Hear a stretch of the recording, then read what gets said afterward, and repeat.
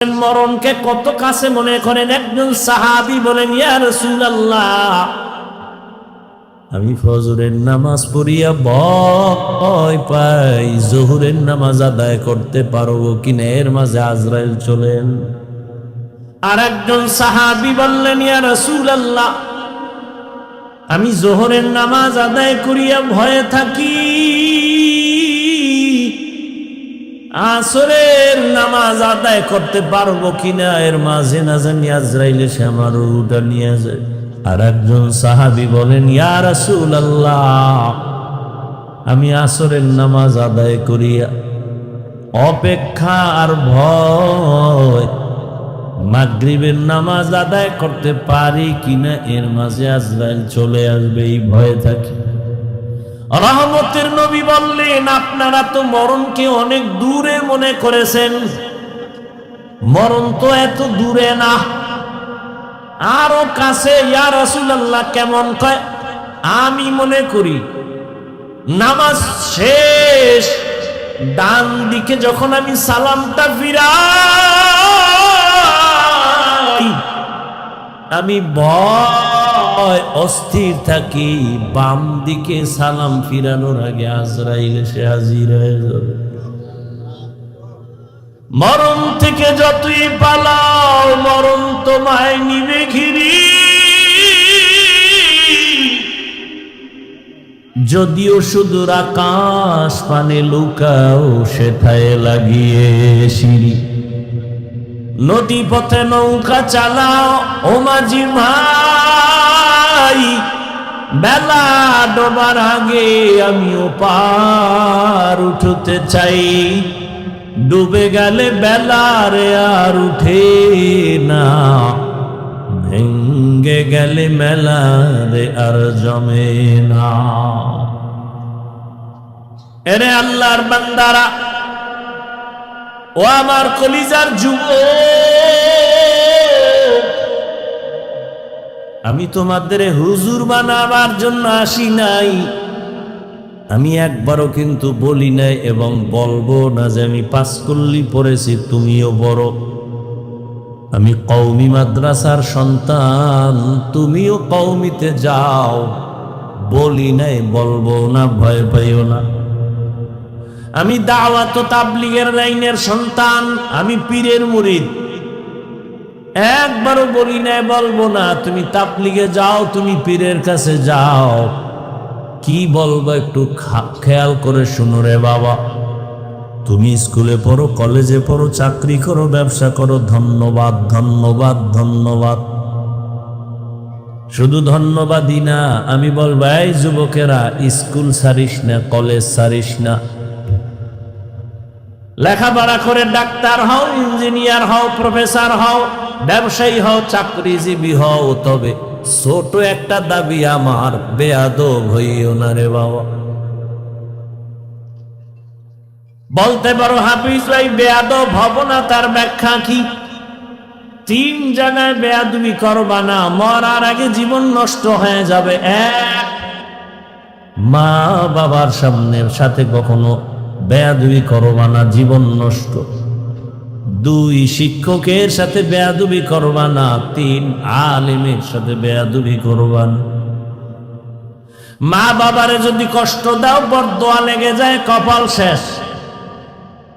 শিক্ষকের সাথে যদি খারাপ আচরণ করো, বরদোয়া লেগে যায়, জীবন শেষ।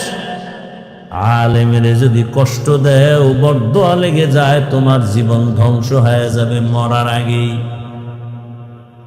তুমি ডাক্তার হও, বেয়াদব হইও না। মা বাবার দোয়া নিয়া, শিক্ষকের দোয়া নিয়া, উলামায়ে কেরামের পরামর্শ নিয়া তুমি জেনারেল লাইনে থাকিয়া লেখাপড়া করো, চাকরি করো, বাধা নাই। ও যুবক, তোমার মতো যুবক স্কুল কলেজে পড়ে, 5 বেলার নামাজ পড়ে, তুমি সাক্ষী দাও আসেনি। তুমি কেন পারো না? বিবেক দিয়া বলো, তোমার বিবেক কোথায়? তোমার কপালে কার বরদোয়া লাগছে, কার অভিশাপ লাগছে, বলো, তুমি কেন পারবা না? তোমার মতো জেনারেল লাইনের মানুষটা র্যাব, আর্মি, পুলিশ, বিডিআর চাকরি করে, ডাক্তার, প্রফেসর, ইঞ্জিনিয়ার, ব্যবসায়ী, চাকরিজীবী, 5 বেলার নামাজ পড়ে, তুমি কেন পারো না? তোমার মতো যুবক জেনারেল লাইনে থাকিয়াও গাড়ি চালায়, নামাজ ছাড়ে না, নদীর মধ্যে মাছ ধরে, নামাজ ছাড়ে না, কৃষি কাজ করে, নামাজ বাদ দেয় না, বলো তুমি কেন পারো না?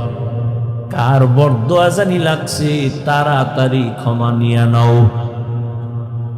মা বাবার চোখের পানি আর দোয়া ছাড়া জীবনে তোমার সফলতা আসবে না রে বাবা। কারণ এই মা বাবার চোখের পানি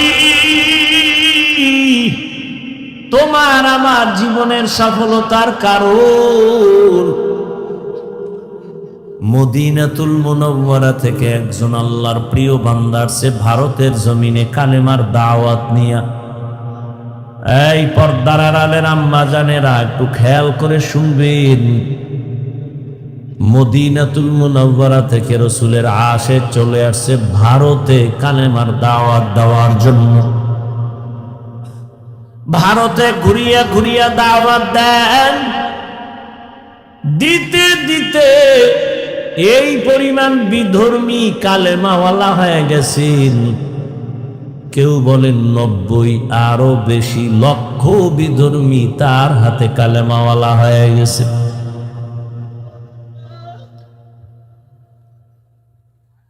আনন্দিত অন্তর ভরা, সবাই তার নাম জানেন। এমন আল্লাহর প্রিয় বান্দা রসুলের আশিক খাজা মঈনুদ্দিন চিশতি আজমিরি রহমাতুল্লাহ আলাইহি। খাজা মঈনুদ্দিনের মন বড় খুশি। আম্মা জানের সামনে বসলেন। মা বলে, এই মঈনুদ্দিন, তোর অন্তরে এত আনন্দ কেন? মঈনুদ্দিন চিশতি আজমিরি বলেন, আম্মা জান, আপনার দোয়া আজ আমি ভারতবর্ষে কালেমার খেদমত করেছি, লক্ষ লক্ষ বিধর্মী মুসলমান হয়েছে। মা ডেকে বলেন, মঈনুদ্দিন, এগুলো তোমার বাহাদুরি না, আমি মায়ের অবদান। কার অবদান? এরে যুবক,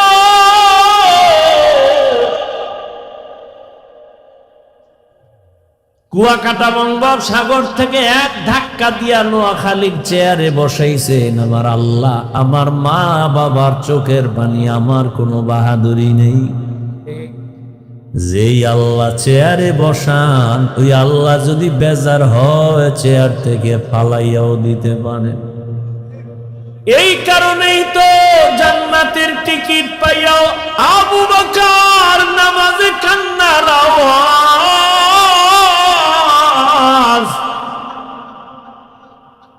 রহমতের নবী সাহাবায়ে কেরামদের সাথে বললেন, ও সাহাবারা, মরণ এত দূরে না, মরণ আরো কাছে। মঈনুদ্দিনের মা বলে, এই খাজা মঈনুদ্দিন, এই অবদান আমি মায়ের।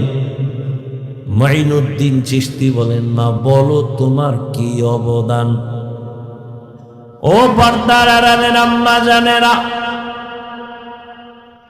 নিজের সম্মান যদি নিজে ধরে রাখতে না পারেন, কেউ দুনিয়ায় দিতে পারবে না। আপনাদের তো আল্লাহ সম্মানিত করেছেন, আপনারা নবীদের মা, সাহাবায়ে কেরামদের মা, আপনারা তো আয়েশা রাদিয়াল্লাহু আনহার মতোই নারী। এ দুনিয়ায় যত ভালো ভালো সন্তান আসছে, মা আপনাদের অবদানের কারণে। মঈনুদ্দিনের মা চোখের পানি ছেড়ে কাঁদেন আর বলেন, ও মঈনুদ্দিন, আমার গর্ভে যখন তুই আসছো, আল্লাহর কসম আমি ও দিন থেকে এক রাত ঘুমাই নাই। আমি রাতের গভীরে সিজদায় পড়ে কান্না করতাম আর দোয়া করতাম, হে মালিক,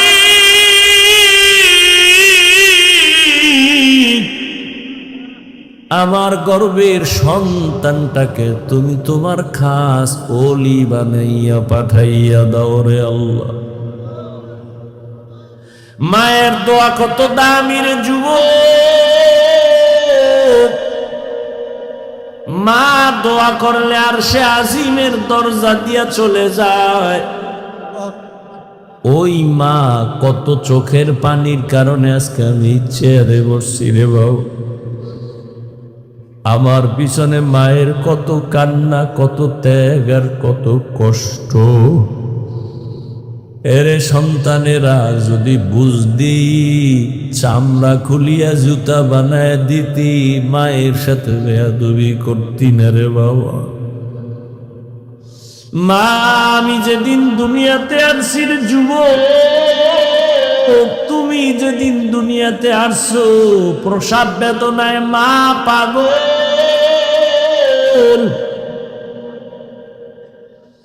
মা যেই মায়ের কণ্ঠ ঘরের বাইরে যায় না, কিন্তু আমি দুনিয়াতে আসার সময় মায়ের এত ব্যথা বেদনার চিৎকারের আওয়াজ বাইরের পাশের বাড়ির মা বোনরা ঘুমাইতে পারে নাই। আমার দাদি নানি মায়ের ঠান্ডা করে বুঝায়, মা কাঁদে আর বলে মনে হয় মরিয়াই যাব, 7 আসমান আমার মাথায় চেপে আছে।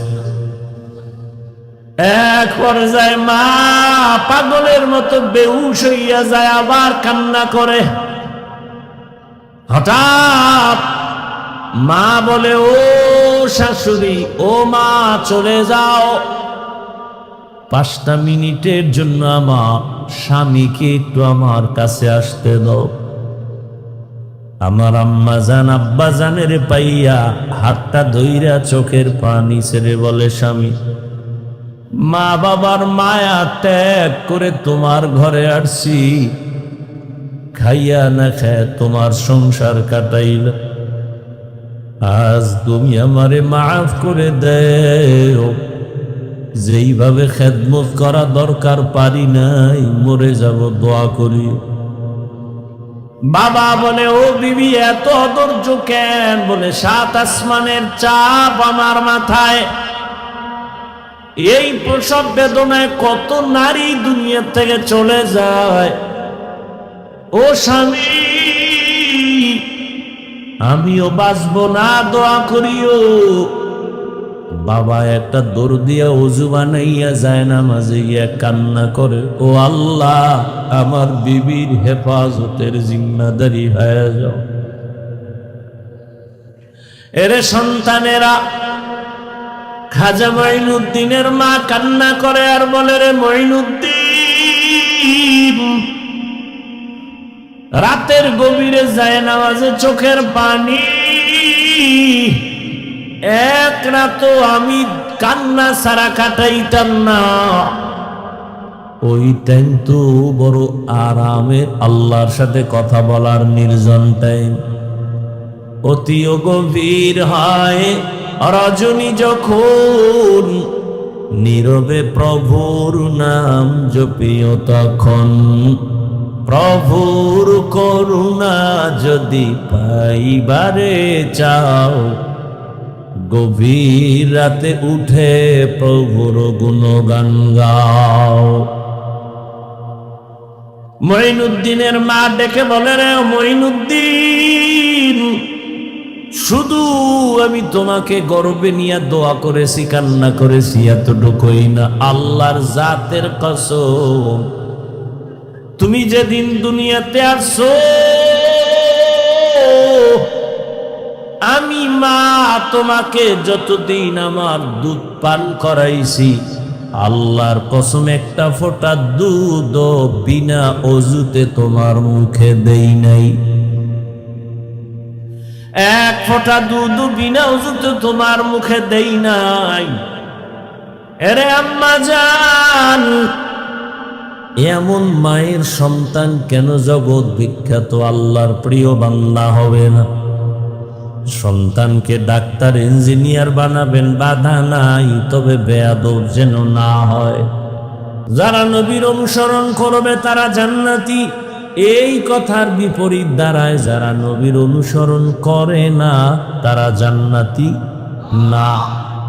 তবে নবীজি এ কথা বলেন নাই যারা আমার অনুসরণ করে না তারা জান্নাতি না, নবী এ কথা বলেন নাই। খুব খেয়াল করেন। কিন্তু সাহাবায়ে কেরামের প্রশ্ন, নবী আপনাকে মানে না তারা কারা? রহমতের নবী জবাব দেওয়ার আগে বললেন, যারা আমার অনুসরণ করবে তারা জান্নাতি। এর বিপরীত কথা হয়, নবী বলে নাই, বিপরীত কথাটা এমন দাঁড়ায় যারা নবীর অনুসরণ করবে না তারা জাহান্নামী। আসলে নবী এ কথা কখনো বলেন নাই যে আমার অনুসরণ যে করবে না সে জাহান্নামী, নবী বলেন নাই। নবী কি বলছেন?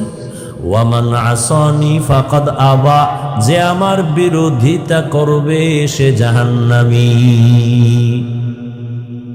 কি বুঝলেন এখান থেকে? যারা রসুলের আদর্শ মতো চলে না তারা দুই দল। কয় দল?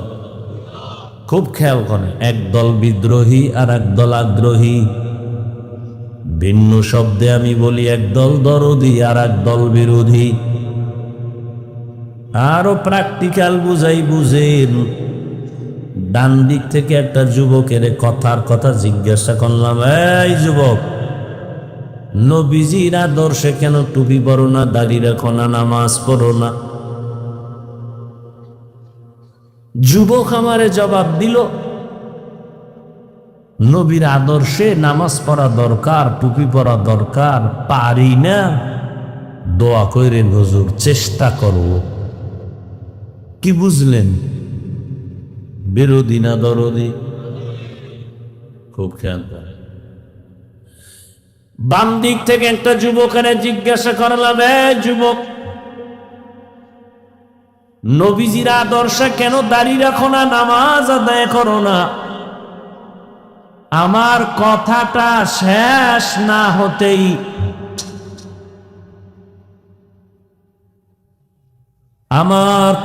শেষ না হতেই যুবক জবাব দিল, দাড়ি না রাখলে অসুবিধা কি? নামাজ না পড়লে অসুবিধা কি? আপনারাই জবাব দেন, এই যুবকের কথার দ্বারা কি প্রমাণ হলো সে আগ্রহী নাকি বিদ্রোহী? এখানে অপারেটর নাই। কি বুঝলেন? বিদ্রোহী না আগ্রহী?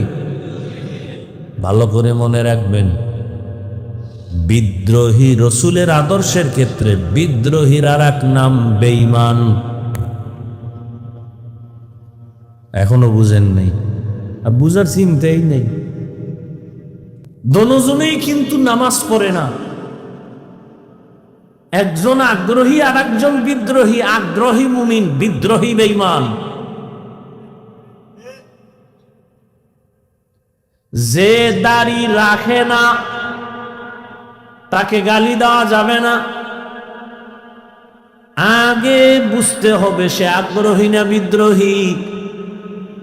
যদি তার কথায় প্রমাণ হয় আমি আগ্রহী তো মুমিন, যদি তার কথায় প্রমাণ হয় সে বিদ্রোহী তো বেঈমান। আরো সুন্দর খোলাভাবে বলি, একজনে নামাজ পড়ে না আর একজন নামাজ পছন্দ করে না। যে নামাজ পড়ে না তাকে গালি দেওয়া যাবে না, যে নামাজ পছন্দ করে না তাকে ছাড় দেওয়া যাবে না, সুযোগ পেলে জুতার বাড়ি। ব্যবধান আছে না নেই? একজনের দাড়ি রাখে না তাকে গালি দেয়া যাবে না, আর একজনে নবীর আদর্শের দাড়ি পছন্দ করে না তাকে ছাড় দেওয়া যাবে না। একজনে কোরআনের আইনে রাজনীতি করে না তাকে গালি দেওয়া যাবে না, আর একজনে আল্লাহর কোরআনের বর্ণিত রাজনীতি পছন্দ করে না তাকে ছাড় দেওয়া যাবে না। কতটা ব্যবধান! একজন মুমিন আর একজন বেঈমান, দোনোজনেরই দাড়ি নেই, দোনোজনই নামাজ পড়ে না, একজন মুমিন আর একজন বেঈমান। কত কঠিন কথা! তো যাও सुन्नते अहमद को जापा मोहम्मद के बुअद निस्बतुरा मन अहब्बा सुन्नती कौले रसूल मजदाए का नमई हम कुन कबूल।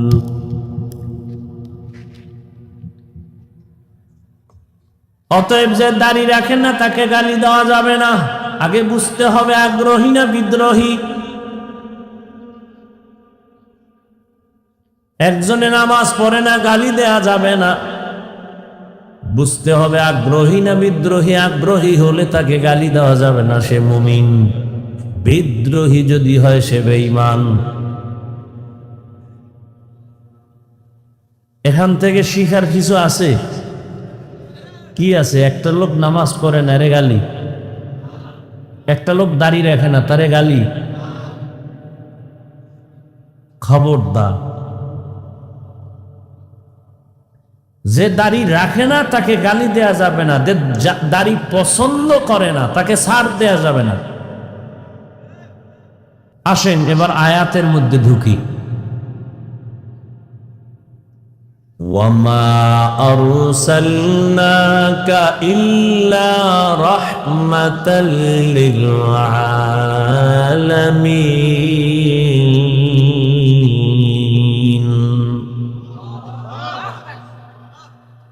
তরজমা করেছি, আল্লাহ তাআলা যদি ডাইরেক্ট বলেন আমি রাসূল আপনাকে রহমত করে পাঠাইলাম,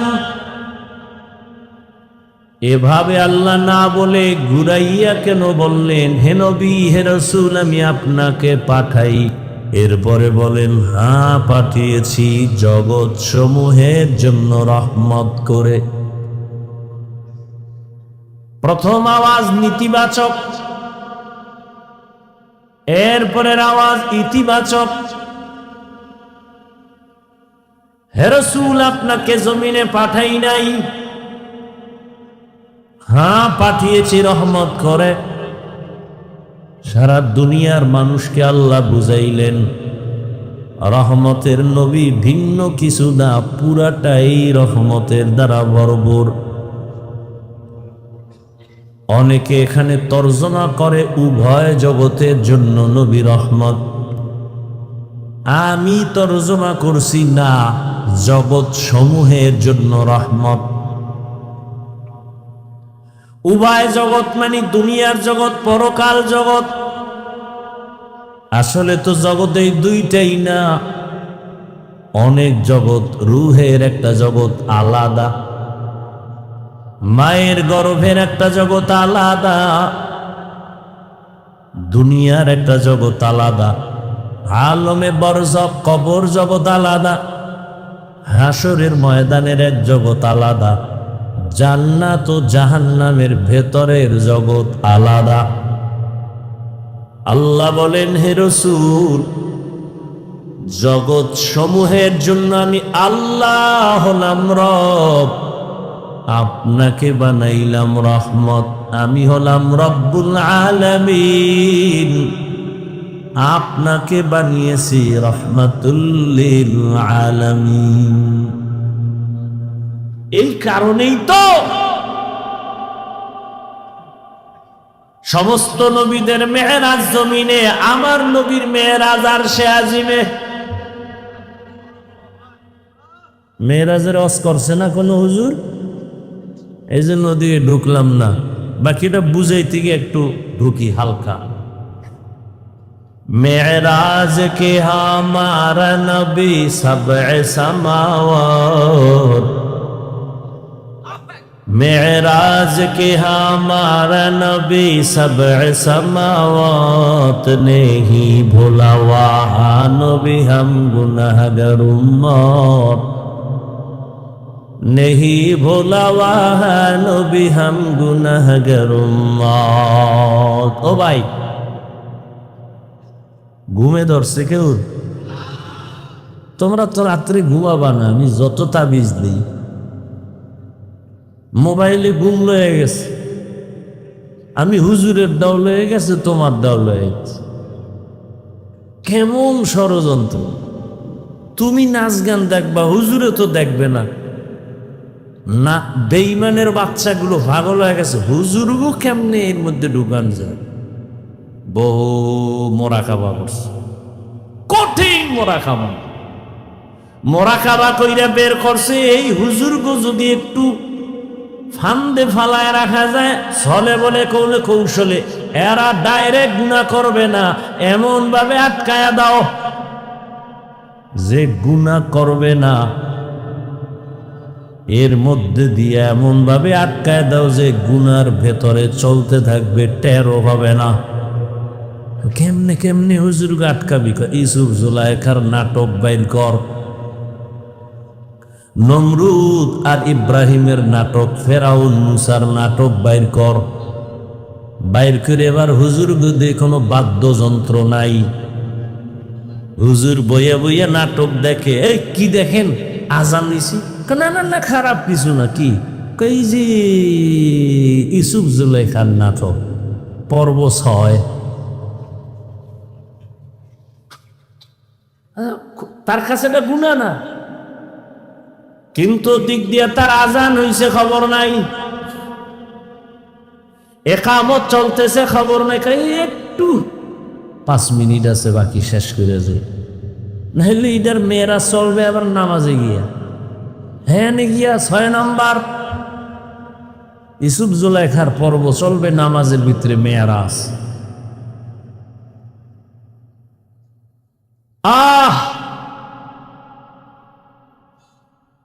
সমস্ত নবীদের মেয়েরাজ জমিনে, রহমতের নবীর মেয়েরাজ হলো আরশে আজিমে। সমস্ত নবী রাসূলদের মেয়েরাজ হলো ইমতিহান। রহমতের নবীর মেয়েরাজ হলো ইনআম। সমস্ত নবী রাসূলদের মেয়েরাজ হলো পরীক্ষা, আর আপনার আমার রহমতের নবীর মেয়েরাজ হলো পুরস্কার।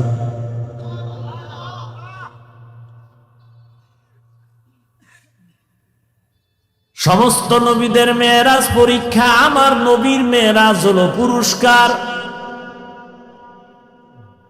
সমস্ত নবীদের মেয়েরাজ কেন জমিনে, আমার নবীর মেয়েরাজ কেন আরশে আজিমে? সব নবী রাসূলদের নবুয়তের সীমানা জমিনে, রহমতের নবীর নবুয়তের সীমানা শুধু জমিন না, আরশে আজিম। ওয়ার্ডের মিম্বর সাহেবের সীমানা একটা ওয়ার্ড নিয়া মিম্বর খালি চক্কর লাগায়, ওয়ার্ডের কি হালাত। অন্য ওয়ার্ডে গেলে আর এক মিম্বর কয়, তুমি আমার দিয়ে চোখ দাও কেন, তোমার খবর লও। চেয়ারম্যান সাহেব আর একটু বাইরে ঘুরে, কেউ তোমার এত পেরেশানি কেন? কয়, তুমি এক ওয়ার্ড নিয়ে আসো, আমি পুরা ইউনিয়নের জিম্মেদারি নিয়ে আসি, আমি সব ঘুরে ঘুরে মানুষের খোঁজ নেই। আবার মন্ত্রী সাহেবের পুরা এরিয়া হলো দেশ নিয়া, উনি দেশের নিয়া ভাবে খবর নেয়। সরকার প্রধানের এই চিন্তা, মেম্বারের চিন্তা আমার ওয়ার্ডের কি হালাত, চেয়ারম্যানের চিন্তা আমার ইউনিয়নের কি হালাত, এমপির চিন্তা আমার থানার আসনের কি হালাত, সরকারের চিন্তা হলো গোটা দেশের কি হালাত। মুসা নবীর নবুয়তের এরিয়া এতটুকু, সে এতটুকু নিয়ে ভাবেন। ঈসা নবীর নবুয়তের এরিয়া যতটুকু, ওই অতটুকু এরিয়া নিয়ে ভাবেন। আল্লাহর নবীরে নবুয়তের এরিয়া দিছেন সব জমিন। এরপরে লৌহ কলম আরশে আজিম। আল্লাহ কয়, নবী এবার আসেন, আপনার নবুয়তের শেষ সীমানাটাও দেখে নেন। সমস্ত নবীদের মেয়েরাজ হলো পরীক্ষামূলক। ইউনুস নবীর আমার আল্লাহ মাছের পেটে ঢুকাইয়া পরীক্ষা নিলেন। মেরাজ, মেরাজ মানে উরুজ থেকে মেরাজ, উরুজ মানে সম্মানের লাইনে উপরে যাওয়া। এটা আবার 2 প্রকার, জাহিরি বাতিনি। মেরাজ দুই প্রকার, জাহিরি বাতিনি। সমস্ত নবীদের মেরাজ আল্লাহ আমার আপনার নবীরে জাহিরি এবং বাতিনি দুটোটা মেরাজ দান করলেন। জাহিরি ভাবে সম্মানের লাইনে উপরে যাওয়া, বাতিনি ভাবে সম্মান উপরে উঠা। বাতিনি ভাবে কেমন বলে, একই দস্তারখানের মধ্যে সব নবী সাহাবারা বসা, তবে নবীর মর্যাদা বেশি। ময়দানে সব একাকার হয়ে বসছেন, একই সাথে বসা, তবে কোরআনওয়ালা আলেমের মূল্য বেশি। মসজিদের মধ্যে সব মুসল্লিরা বসা, তবে ইমামের মর্যাদা বেশি। এই উরুজ হলো জাহিরি, বাতিনি আর জাহিরি হলো আল্লাহ তাআলা সম্মানের লাইনে নিয়ে যাইতেছেন রহমতের নবীরে আসমান ভেদ করে আরশে আজিমে। এই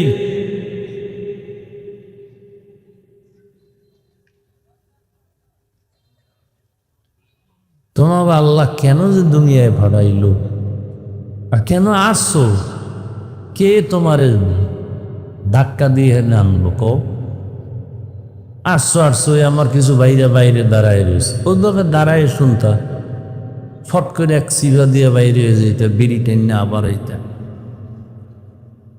তুমি ভিতরে ঢুকে এইগুলি কেন করো?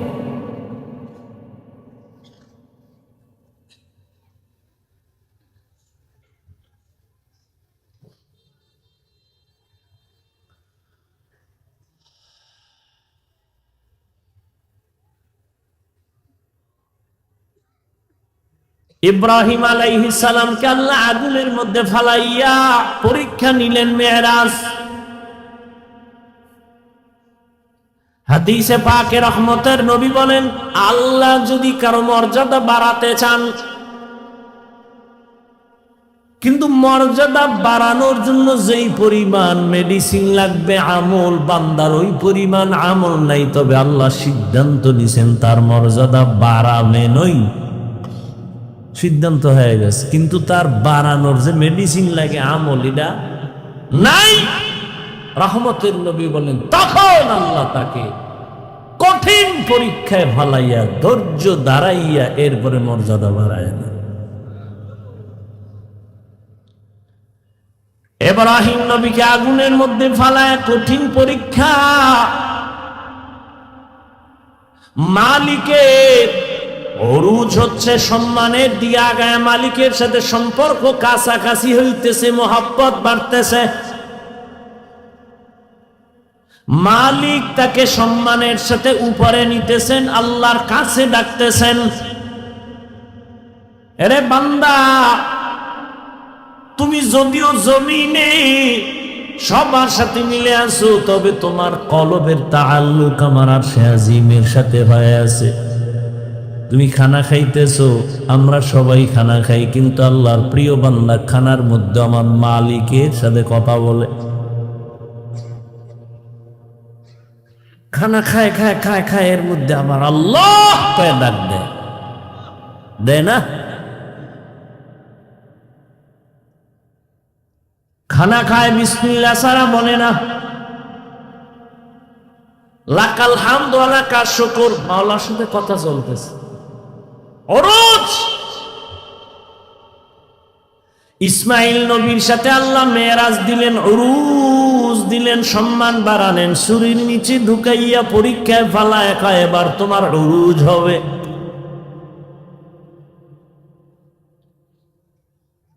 জাকারিয়া আলাইহিস সালামের গলায় ছুরি লাগাইয়া আল্লাহ উরুজ দেখায় দিলেন, মেরাজ। আর আমার নবীরে আল্লাহ এতটা আদর করেছেন, সব নবী রাসূল আল্লাহর বন্ধু, সব আল্লাহর বন্ধু। মুসা নবী আল্লাহর বন্ধু, ইব্রাহিম আল্লাহর বন্ধু, ঈসা আল্লাহর বন্ধু, মুসা আল্লাহর বন্ধু, দাউদ আল্লাহর বন্ধু, সুলাইমান আল্লাহর বন্ধু, আমার নবীও আল্লাহর বন্ধু। তবে ব্যবধান, সব নবী রাসূল আমার আল্লাহ তাআলার আশিক, আর আমার আল্লাহ শুধুমাত্র মুহাম্মদের আশিক।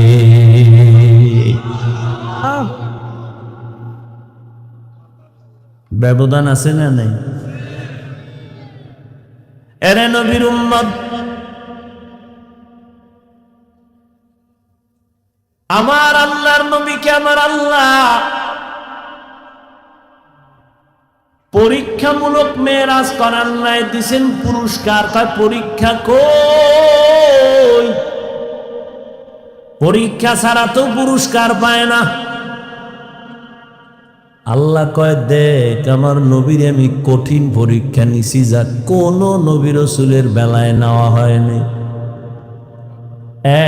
এক নাম্বার, আমি আমার মায়ার নবীর দুনিয়ায় পাঠাবার আগে তার বাবার চেহারা থেকে আলাদা করে ফেলেছি। কেমন মায়ার নবী আমার, দুনিয়া এসে জীবনে একবার আব্বা বলে ডাক দিতে পারলেন না, বাবার চেহারাটাও দেখতে পারলেন না। 6 বছরে মা হারায় গেল। রহমতের নবী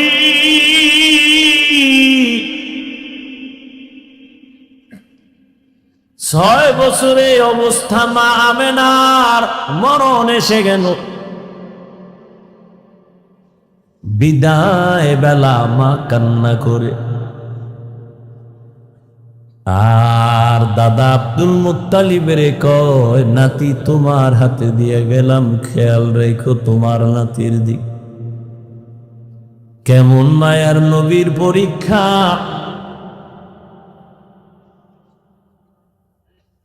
নবীজি কাঁদেন, আমি কাকে মা বলে ডাকবো? সন্তান বিপদে পড়লে দ্রুত টেলিফোন করে, বাবা আমি বিপদে পড়ছি, তাড়াতাড়ি আসো, উদ্ধার করো। মাকে বলে, মা একটু কলিজা দিয়া দোয়া করবা যেন আমার মুসিবত দূর হয়ে যায়। নবীর বাবাও নাই, নবীর মাও নেই। 8 বছর যখন নবীর বয়স, তখন দাদা আব্দুল মুত্তালিব বিদায় নিয়ে চলে গেলেন। দুনিয়া দারুল আসবাব। রহমতের নবীর উপরে 2টা ছায়া ছিল দুনিয়ার লাইনে। এক ছায়া চাচা আবু তালেব, আর এক ছায়া হলো তার সহধর্মিনী আম্মা জান খাদিজাতুল কুবরা রাদিয়াল্লাহু আনহা। কেমন কঠিন!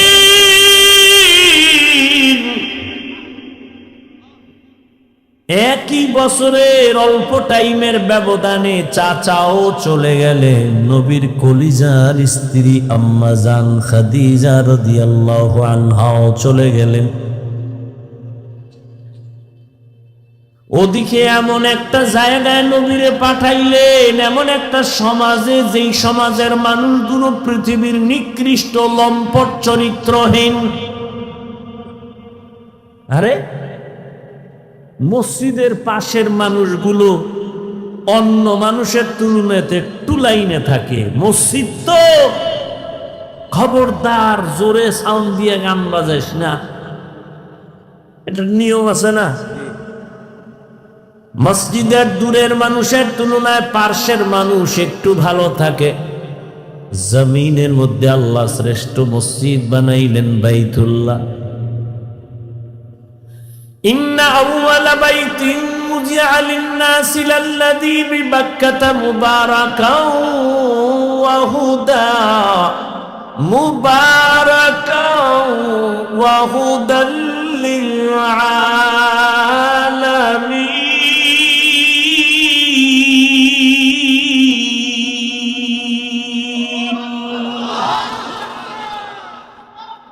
পৃথিবীর শ্রেষ্ঠ ঘর বাইতুল্লাহ। কেমন ঘর? এই সব ঘর মসজিদ কার ঘর? নোয়াখালীর কেন্দ্রীয় মসজিদ কার ঘর? বাইতুল মুকাররম মসজিদ কার ঘর? সব মসজিদ আমার আল্লাহর ঘর, তবে বাইতুল্লাহর মর্যাদা অনেক বেশি। যেই বাইতুল্লাহ দিয়ে তাকাইয়া থাকবি সওয়াব, যেই বাইতুল্লাহর সীমানায় বসে একবার যদি ডাক দাও আল্লাহ, সাথে সাথে 1,00,000 বার আল্লাহ বলার সওয়াব। বাইতুল্লাহর সীমানায় বসে যদি একবার বলো সুবহান, 1,00,000 বার সুবহান বলার সওয়াব। বাইতুল্লাহর এরিয়ায় যদি একটা সিজদা দাও, 1,00,000 সিজদার সওয়াব আল্লাহ দান করবেন। এমন একটা দামি ঘরের পার্শ্বের মানুষগুলো এত বড় চরিত্রহীন হলো কেন? দুনিয়ার অন্য কোথাও এত খারাপ মানুষ নাই, বাইতুল্লাহর এরিয়ার মানুষ, পাশের মানুষগুলো এই পরিমাণ লম্পট চরিত্রহীন কেন? এর একমাত্র কারণ,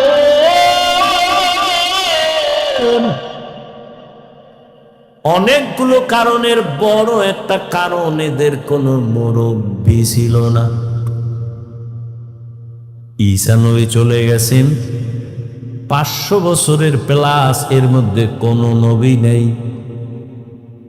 মানুষগুলো মুরব্বি না থাকলে বেপরোয়া চলে, গরুর গলায় রশিয়ার মালিক না থাকলে গরুর আর কোনো টেনশন নেই, স্বাধীন। জমিনের মধ্যে স্বাধীন স্বাধীন করে যারা চলে, এদের জিন্দেগি ভালো না।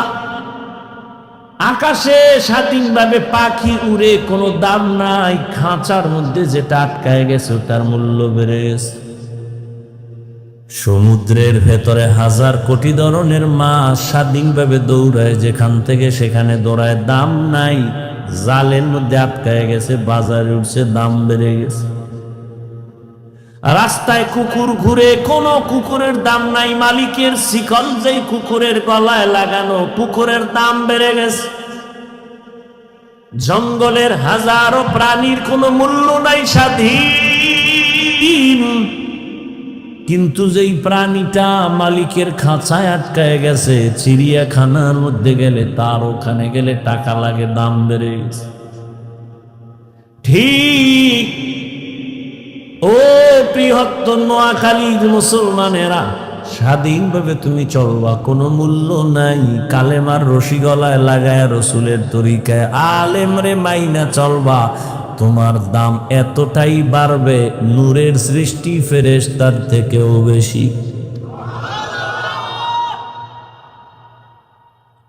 ভাইরা আমার, বাইতুল্লাহর মানুষ খারাপ কেন? কি নাই? কোন মুরব্বী নাই, কোন আল্লাহর নবীও আসেন নাই। যখনই মুরব্বী হইয়া রহমতের নবী আসলেন, রহমতের নবী যখন আইসা উম্মতের সুন্দর আদর্শের দাওয়াত দিলেন, মানুষগুলো সেই চরিত্রহীন মানুষ এতটা দামি হয়ে গেল, আল্লাহ বলেন জিবরাইল লিস্টি নিয়ে রহমতের নবীরে দেও, এই লিস্টিতে যাদের নাম আছে সবাই বিনা হিসাবে জান্নাতি।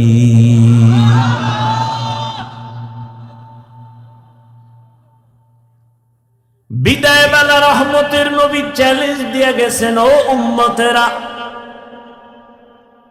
দুটো জিনিস রেখে যাই, ধরে যদি রাখতে পারো, তোমাদের সম্মানও যাবে না, ঈমানও যাবে না।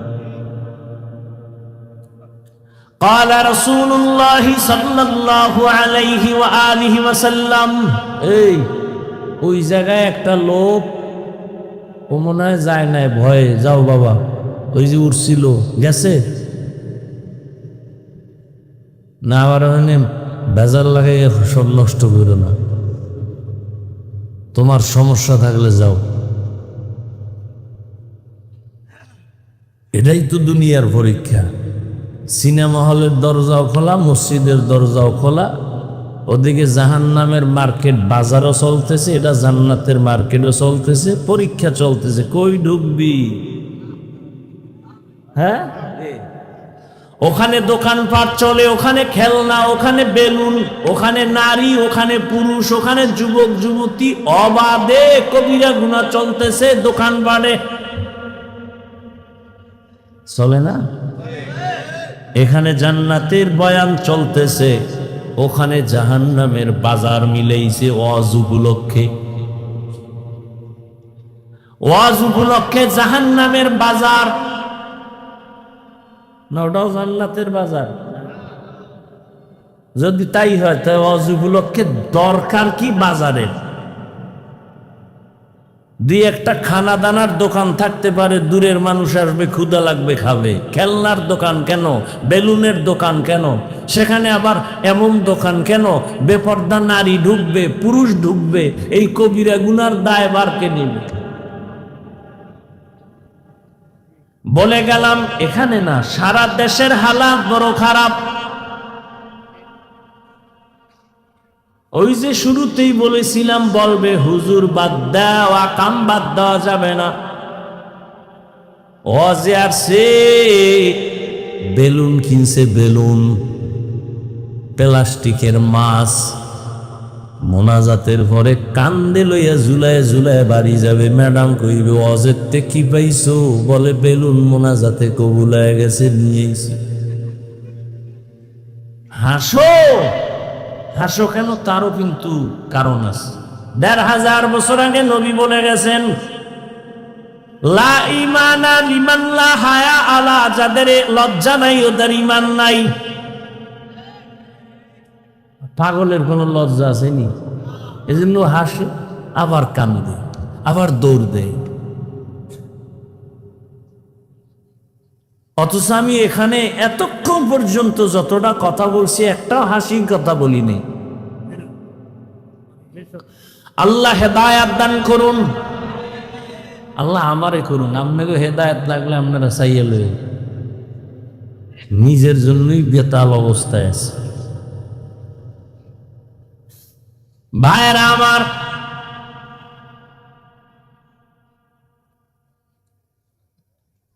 বড় কঠিন হালাত। ও পর্দার আড়ালের আম্মা জানেরা, আসেনি? আছে? নোয়াখালীর মহিলারা অজনে কি শুনবে? হেরা যে আয়ার ডাইনে মানুষ কতটি ক্যাসেট লইয়া,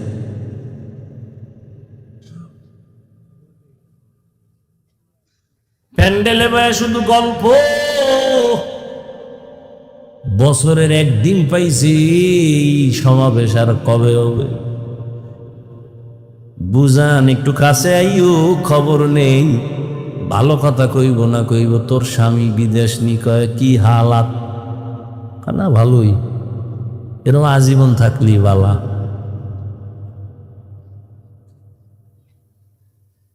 গল্প করতে করতে বয়ান কি হলো খবর নাই।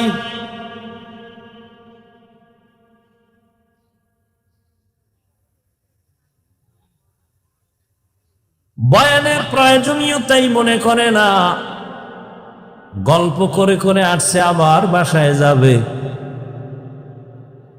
অথচ আম্মাজানদের বয়ান বেশি শোনা দরকার। বাবার তুলনায় মায়ের অবদান সন্তানের উপরে অনেক বেশি। এরে আব্বাজান, এ জমিনের মধ্যে আপনারাই হলেন বড় দামি। জমিনে যত নবী আল্লাহ পাঠাইছেন সব মায়ের সন্তান। আরে আম্মা জান, আপনারা সাহাবায়ে কেরামদের মায়ের মতোই দামি মা। আলেম হাফেজে কোরআনদের মায়ের মতো দামি। আরে আম্মা জানেরা,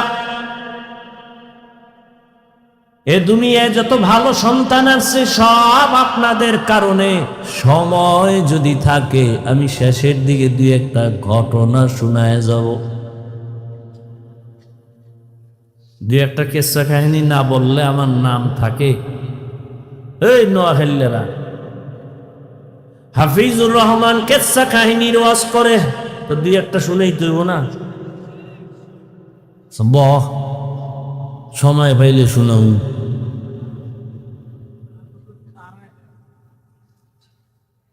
তবে শুনিয়া রাখিস রে নোয়াখালীর যুবক,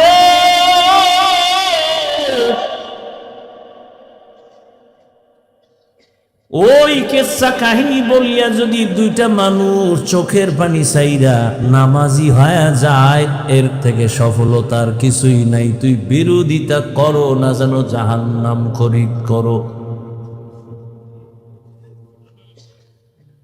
আর একটা কথা বলে যাই, পারলে মনে রাখিস, জাহেল কোরআন হাদিস সম্পর্কে কি বুঝবি? তোর কলবটা নষ্ট হয়ে গেছে। নিজের গুনার দিয়ে তাকাও না, অন্যের ভালো সহ্য করতে পারো না। চোখ নষ্ট, কলিজা নষ্ট, অন্তর নষ্ট। জমিনের মধ্যে যত বড় কিচ্ছা কাহিনীর কিতাব আছে, শ্রেষ্ঠ কিচ্ছা কাহিনীর কিতাবের নাম কোরআন।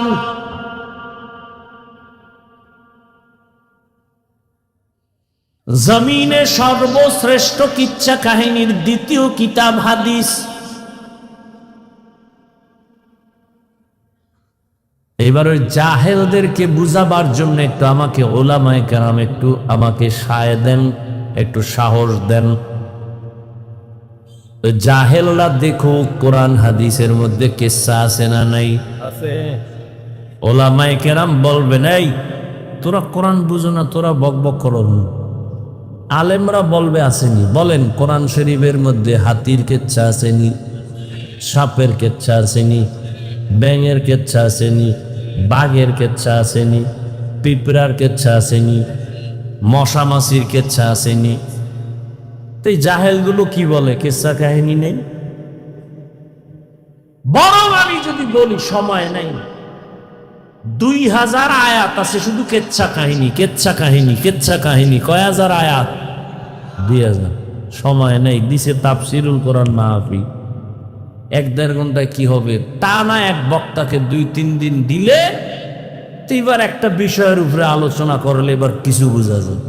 13টা আয়াত পেরে তর্জমা বলা, এর নাম তাফসির না। এটা তাফসির নামের ভণ্ডামি। আমি না নোয়াখালী আইলে বলি, সাইজ করি নোয়াখালী লাগে এই কথা কইয়া, যে বাংলাদেশের আলেমগো তাফসির শিখাইয়া গেছে। তাফসির কি, কেন, কিভাবে শিখাইয়া গেছে এ নোয়াখালীর রত্ন হাবিবুল্লাহ মিসবাহ রহমাতুল্লাহ। কি বুঝো তাফসিরে? কি বুঝো? বিসমিল্লাহর বা নিয়ে আলোচনা করলে 3 দিন চলে যাবে। কি বুঝো তাফসিরে? বয়ে বয়ে গুনো কলম দিয়ে কয়টা আয়াত কইছে না? কে শিখেছি তাফসির? ইউটিউবে থাকতে পারে মিসবাহ রহমাতুল্লাহ আলাইহি। এর বয়ান বুঝতে হলেও কিছু জ্ঞান নিয়ে বসা লাগে, না বুঝবেও না। ভিজিটিং কার্ডে মুফাসসির লিখতে লজ্জা লাগে না তো? আর 1000 কাট করতে 300-400 টাকা লাগে, তো মুফাসসির লিখলে আর সমস্যা? মুফাসসিরে কোরআন সময়ের আলোড়ন সৃষ্টিকারী বক্তা। যে বক্তা হের কাটে লেখে, কেসা বেহায়া।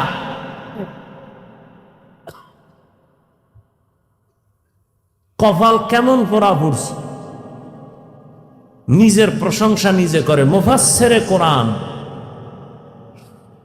আর আমার নামে মাওলানা না লেখলে আল্লাহ সাক্ষী আমি খুশি। আল্লামা লেখলে তোর দৈরে ফলে আল্লামা লেখছো। দেখি টাইটেল টুইটেল সারা দিয়ে আল্লাহ সম্মান দেন। সম্মান দেওয়ার মালিক টাকা না আল্লাহ? তা তো টেনশন কিসে? এই বেটা নোয়াখালী বাবারা ধমক দিয়ে বলে, মোহাব্বতে বলে, রাগ করে না, মাপ চাই পায়ে ধরে। তোমরাই তো বলো হাফিজুর রহমানের এলেম নাই, কিছু নাই, আইসো কেন?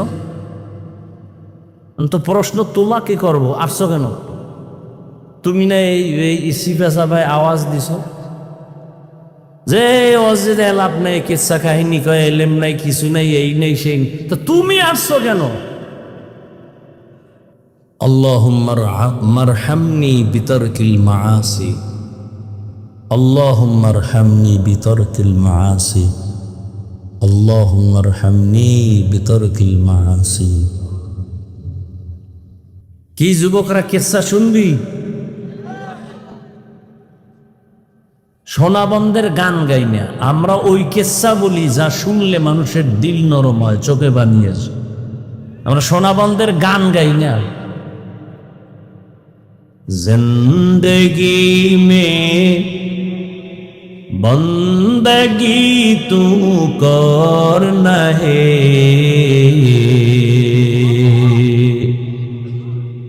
जिंदगी में बंदगी तू करना है, जिंदगी बे बंदगी शर्मिंदा है, जिंदगी बे बंदगी शर्मिंदा है। यहाँ हम सब मुसाफिर दिल ना लगा,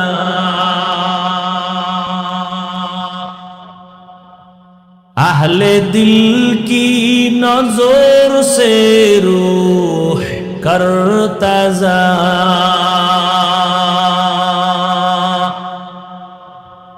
शाह दौलत सब फकीर गर नेक ने है, शाह दौलत सब फकीर गर नेक ने है, जिंदगी में बंदगी तू करना है, जिंदगी में बंदगी तू करना है, जिंदगी बे बंदगी शर्मिंदा है, जिंदगी बे बंदगी शर्मिंदा है।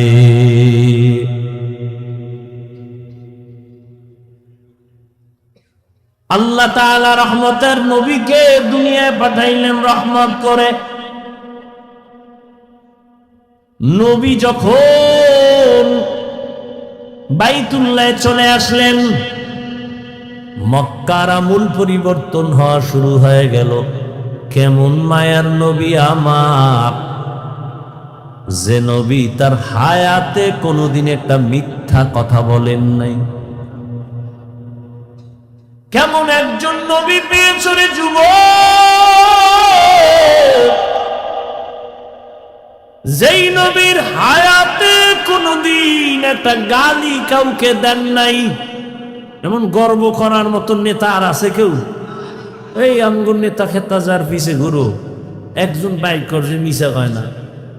মোবাইলটা কানে লাগায় ঘরের মধ্যে থাইকা জিগায়, ওই সাহেব কই?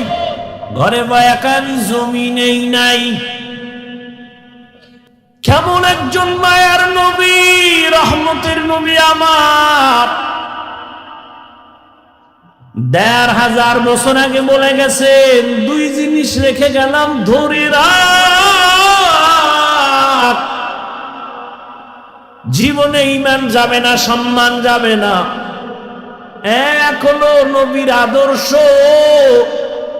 দ্বিতীয় কোরআন।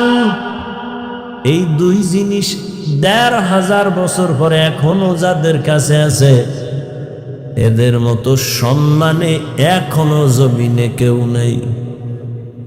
চেয়ারম্যানের চেয়ারের মেয়াদ শেষ, এমপির মেয়াদ শেষ, মন্ত্রীর মেয়াদ শেষ, এসপির মেয়াদ শেষ, ডিসির মেয়াদ শেষ।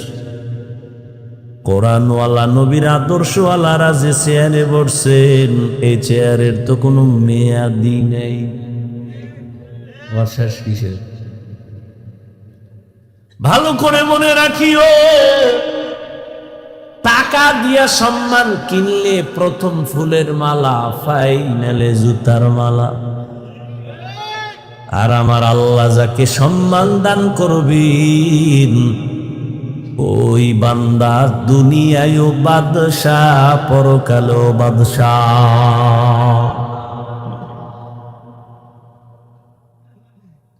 এরে নবীর আশিক, কেমন একজন নবী আল্লাহ আমাদের দান করেছেন, যে রহমতের নবী জীবনে গালি দিবেন দূরের কথা, হাজারো গালি শুনছেন, একটা গালির জবাবও দেন নাই। আরো আশ্চর্য কথা, কেমন মায়ার নবী আমার, জীবনে কোনো দিন মায়ার নবী চোখ মোবারক দুইটা গরম করে কারো দিকে তাকান নাই, চোখ গরম করে তাকান নাই। কেমন মায়ার নবী, রহমতের নবী। সাহাবায়ে কেরামদের সামনে বললেন, তোমরা মরণের কত কাছে মনে করো, আপনাদের ধৈর্য যাইতেছে শেষ হইয়া। শুরুতে না বলছি বয়ান কি এটা এলেম আমলের বাহাদুরিতে করা যায়?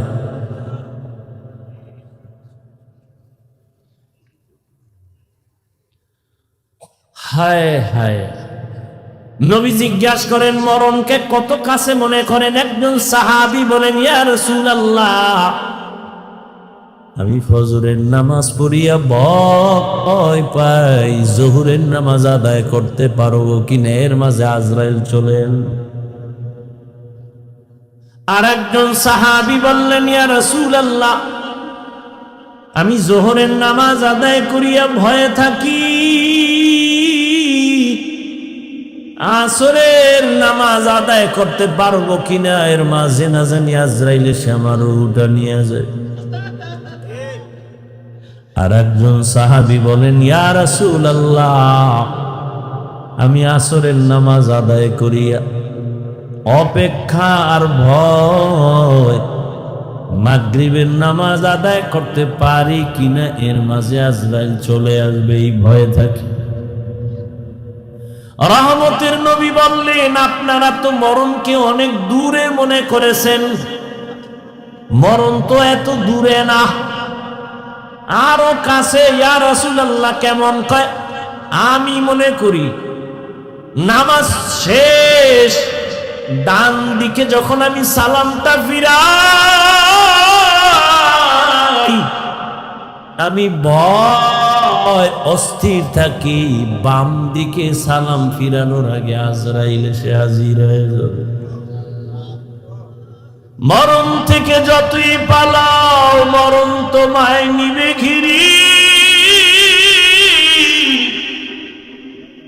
যদিও সুদূর আকাশ পানে লুকাও, সেথায় লাগিয়ে সিঁড়ি। নদী পথে নৌকা চালাও ও মাঝি ভাই, বেলা ডোবার আগে আমিও পার উঠতে চাই, ডুবে গেলে বেলারে আর উঠে না, ভেঙ্গে গেলে মেলারে আর জমে না। এরে আল্লাহর বান্দারা, ও আমার কলিজার যুবক, আমি তোমাদের হুজুর বানাবার জন্য আসি নাই, আমি একবারও কিন্তু বলি নাই এবং বলবো না যে আমি পাঁচকল্লি পড়েছি, তুমিও বড়। আমি কওমি মাদ্রাসার সন্তান, তুমিও কওমিতে যাও, বলি নাই, বলবো না, ভয় পাইও না। আমি দাওয়াত ও তাবলীগের লাইনের সন্তান, আমি পীরের মুরিদ, একবারও বলি না, বলবো না তুমি তাবলীগে যাও, তুমি পীরের কাছে যাও। কি বলবো একটু খেয়াল করে শুনো রে বাবা। তুমি স্কুলে পড়ো, কলেজে পড়ো, চাকরি করো, ব্যবসা করো, ধন্যবাদ ধন্যবাদ ধন্যবাদ। শুধু ধন্যবাদই না, আমি বলবো এই যুবকেরা, স্কুল ছাড়িস না, কলেজ ছাড়িস না, লেখাপড়া করে ডাক্তার হও, ইঞ্জিনিয়ার হও, প্রফেসর হও, ব্যবসায়ী হও, চাকরিজীবী হও, তবে ছোট একটা দাবি আমার, বেয়াদব হইও না রে বাবা। বলতে পারো হাফিজ ভাই বেয়াদব হব না, তার ব্যাখ্যা কি? 3 জায়গায় বেয়াদবি করবা না, মরার আগে জীবন নষ্ট হয়ে যাবে। 1, মা বাবার সাথে কখনো বেয়াদবি করবা না, জীবন নষ্ট। 2, শিক্ষকের সাথে বেয়াদবি করবা না। 3, আলেমের সাথে বেয়াদবি করবা না। মা বাবারে যদি কষ্ট দাও, বরদোয়া লেগে যায়, কপাল শেষ। শিক্ষকের সাথে যদি খারাপ আচরণ করো, বরদোয়া লেগে যায়, জীবন শেষ। আলেমের যদি কষ্ট দেও, বরদোয়া লেগে যায়, তোমার জীবন ধ্বংস হয়ে যাবে মরার আগেই। তুমি ডাক্তার হও, বেয়াদব হইও না। মা বাবার দোয়া নিয়া, শিক্ষকের দোয়া নিয়া, উলামায়ে কেরামের পরামর্শ নিয়া তুমি জেনারেল লাইনে থাকিয়া লেখাপড়া করো, চাকরি করো, বাধা নাই। ও যুবক, তোমার মতো যুবক স্কুল কলেজে পড়ে, 5 বেলার নামাজ পড়ে, তুমি সাক্ষী দাও আসেনি। তুমি কেন পারো না? বিবেক দিয়া বলো, তোমার বিবেক কোথায়? তোমার কপালে কার বরদোয়া লাগছে, কার অভিশাপ লাগছে, বলো, তুমি কেন পারবা না? তোমার মতো জেনারেল লাইনের মানুষটা র্যাব, আর্মি, পুলিশ, বিডিআর চাকরি করে, ডাক্তার, প্রফেসর, ইঞ্জিনিয়ার, ব্যবসায়ী, চাকরিজীবী, 5 বেলার নামাজ পড়ে, তুমি কেন পারো না? তোমার মতো যুবক জেনারেল লাইনে থাকিয়াও গাড়ি চালায়, নামাজ ছাড়ে না, নদীর মধ্যে মাছ ধরে, নামাজ ছাড়ে না, কৃষি কাজ করে, নামাজ বাদ দেয় না, বলো তুমি কেন পারো না? কার বরদোয়া জানি লাগছে, তাড়াতাড়ি ক্ষমা নিয়ে নাও। মা বাবার চোখের পানি আর দোয়া ছাড়া জীবনে তোমার সফলতা আসবে না রে বাবা। কারণ এই মা বাবার চোখের পানি তোমার আমার জীবনের সফলতার কারণ। মদিনাতুল মুনাওয়ারা থেকে একজন আল্লাহর প্রিয় বান্দা আসছে ভারতের জমিনে কালেমার দাওয়াত নিয়া। এই পর্দার আড়ালের আম্মা জানেরা একটু খেয়াল করে শুনবেন। মদিনাতুল মুনাওয়ারা থেকে রসুলের আশে চলে আসছে ভারতে কালেমার দাওয়াত দেওয়ার জন্য। ভারতে ঘুরিয়া ঘুরিয়া দাওয়াত দেন, দিতে দিতে এই পরিমাণ বিধর্মী কালেমাওয়ালা হয়ে গেছেন। কেউ বলেন 90, আরো বেশি লক্ষ বিধর্মী তার হাতে কালেমাওয়ালা হয়ে গেছে।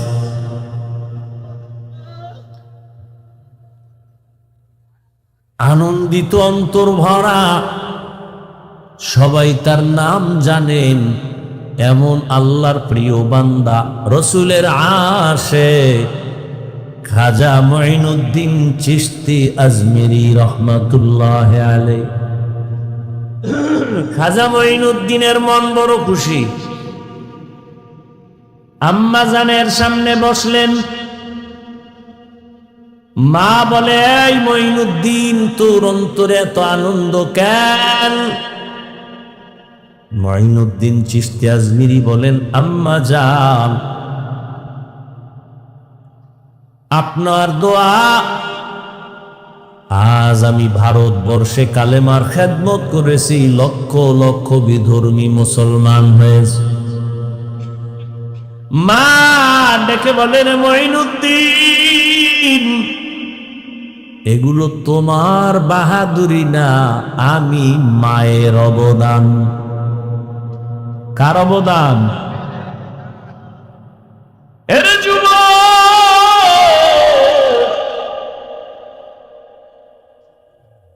কুয়াকাটা বঙ্গোপসাগর থেকে এক ধাক্কা দিয়া নোয়াখালীর চেয়ারে বসাইছেন আমার আল্লাহ। আমার মা বাবার চোখের পানি, আমার কোনো বাহাদুরি নেই।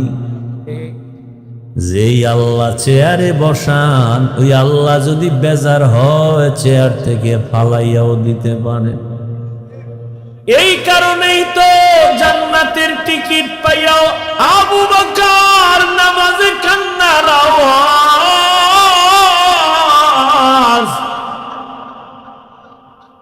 রহমতের নবী সাহাবায়ে কেরামদের সাথে বললেন, ও সাহাবারা, মরণ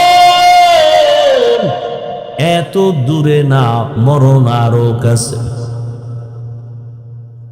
মঈনুদ্দিনের মা বলে, এই খাজা মঈনুদ্দিন, এই অবদান আমি মায়ের। মঈনুদ্দিন চিশতি বলেন, মা বলো তোমার কি অবদান? ও পর্দার আড়ালের আম্মা জানেরা, নিজের সম্মান যদি নিজে ধরে রাখতে না পারেন, কেউ দুনিয়ায় দিতে পারবে না।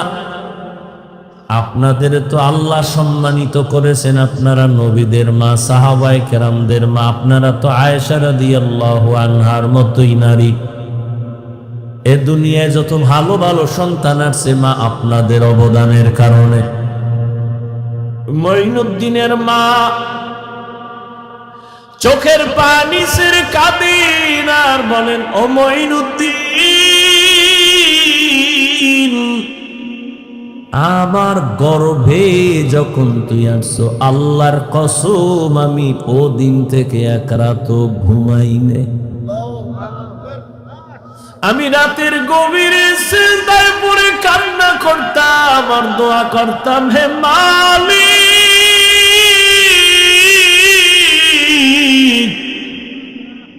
আমার গর্ভের সন্তানটাকে তুমি তোমার খাস ওলি বানাইয়া পাঠাইয়া দাও রে আল্লাহ। মায়ের দোয়া কত দামি রে যুবক। মা দোয়া করলে আর সে আজিমের দরজা দিয়া চলে যায়। ওই মা কত চোখের পানির কারণে আজকে আমি চেয়ারে বসছি রে বাবু।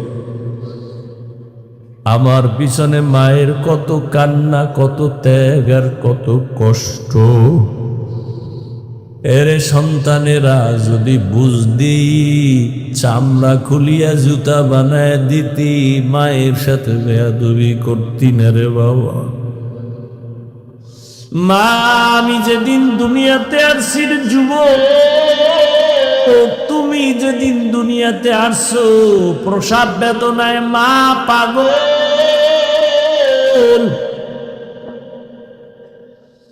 মা, যেই মায়ের কণ্ঠ ঘরের বাইরে যায় না, কিন্তু আমি দুনিয়াতে আসার সময় মায়ের এত ব্যথা বেদনার চিৎকারের আওয়াজ বাইরের পাশের বাড়ির মা বোনরা ঘুমাইতে পারে নাই।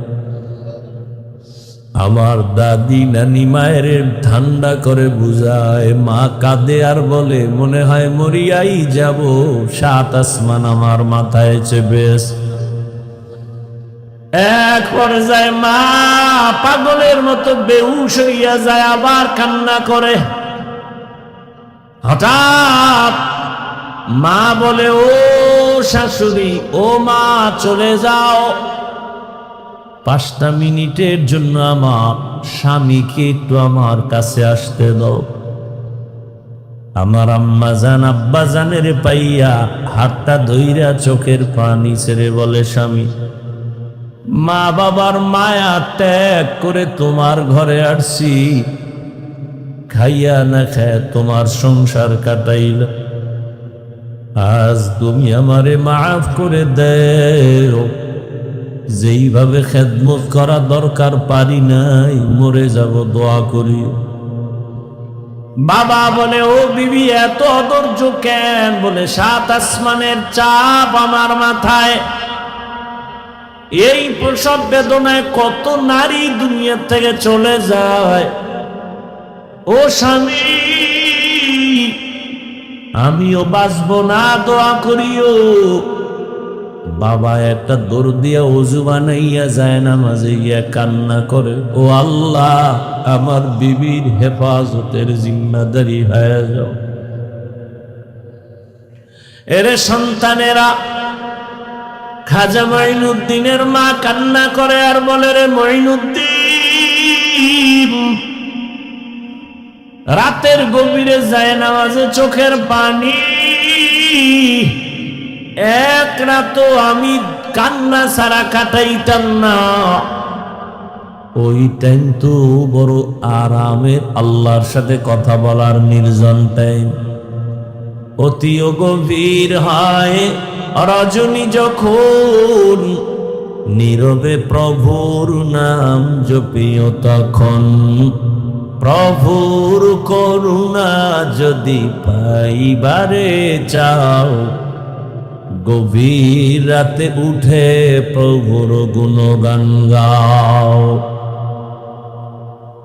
মঈনুদ্দিনের মা ডেকে বলে, রে মঈনুদ্দিন, শুধু আমি তোমাকে গর্বে নিয়ে দোয়া করেছি, কান্না করেছি, এতটুকুই না, আল্লাহর জাতের কসম, তুমি যেদিন দুনিয়াতে আসছো আমি মা তোমাকে যতদিন আমার দুধ পান করাইছি, আল্লাহর কসম একটা ফোঁটা দুধ বিনা অজুতে তোমার মুখে দেই নাই। এক ফোঁটা দুধ বিনা অজুতে তোমার মুখে দেই নাই। এরে আম্মা জান, এমন মায়ের সন্তান কেন জগৎ বিখ্যাত আল্লাহর প্রিয় বান্দা হবে না? সন্তানকে ডাক্তার ইঞ্জিনিয়ার বানাবেন, বাধা নাই, তবে বেয়াদব যেন না হয়। 5 ওয়াক্ত নামাজি, ব্যবহার দিয়া যেন মানুষের দোয়া নিতে পারে, আলেমদের নেক দোয়া নিতে পারে, এমন একটা সন্তান রেখে যাবেন। ও আমার কলিজার যুবক বাবারা, কয়দিন দুনিয়ায় বাহাদুরি করবা, তোমার আমার চোখের সামনে কত যুবক চলে গেল। করোনার ভেতরে যুবকের লাশ, গাড়ির নিচে, পানির নিচে, ঘুমের বিছানায় যুবকের লাশ। আল্লাহর কাছে তওবা করো, জীবনে তো কম নামাজ ছাড়লা না, দাড়ি কাটলা না, বেপরদায় কম চললা না, আর কত হায়াত আর বাকি কত। এখনো তওবা করে নাও, জীবনে আর নামাজ ছাড়বা না, দাড়ি কাটবা না, বেপরদায় চলবা না। মা বাবার দোয়া নিয়ে, শিক্ষকের দোয়া নিয়ে, ওলামায়ে কেরামের পরামর্শ নিয়ে নবীর তরিকা মেনে চলবা। আল্লাহ সবার যদি মন্তর দিয়ে তওবা করতে পারো, আল্লাহ রহমতের নজর দিয়া সবার গুনাহগুলো মাফ করে দিবেন। হেদায়েতের মালিক আল্লাহ। জানি না কার কপাল ওমরের মতো কবুল হয়ে যাবে, আর কপালটা আবু জাহালের মতো খারাপ হয়ে যাবে। কে যেন এত বয়ান শুনিয়াও দিল নরম হবে না, কান্না আসবে না, তওবার নিয়ত করবে না, আবার ওমরের মতো কপালওয়ালা না জানি গুনার কথা স্মরণ করে চোখের পানি ছেড়ে কান্না করে তওবা করবে, আর আমার আল্লাহকে ডাক দিবে, আল্লাহ জীবনে তো কম নামাজ ছাড়ি নাই, আর নামাজ ছাড়বো না, দাড়ি কাটবো না, বেপরদায় চলবো না। এরকম ওমরের মতো মেজাজ নিয়ে যদি তওবার নিয়ত অন্তরে জমা করতে পারো, রে বাবা, হায়াতের মালিক আল্লাহ, ইজ্জতের মালিক আল্লাহ, রিজিকের মালিক আল্লাহ, ওই আল্লাহর মোহাব্বত নিয়া, মা বাবার দোয়া নিয়া, শিক্ষকের দোয়া নিয়া, ওলামায়ে কেরামের পরামর্শ নিয়া চলবা নবীর তরিকায়। জীবনে আর নামাজ ছাড়বা না, তওবা করার খাঁটি নিয়ত যদি হয়, দুটো হাত আমার আল্লাহকে দেখাইয়া দাও। আয় আল্লাহ, হাতগুলো কবুল করে নেন, তওবা কবুল করে নেন, তওবার উপরে মজবুত হইয়া চলার তৌফিক দান করেন, আমিন।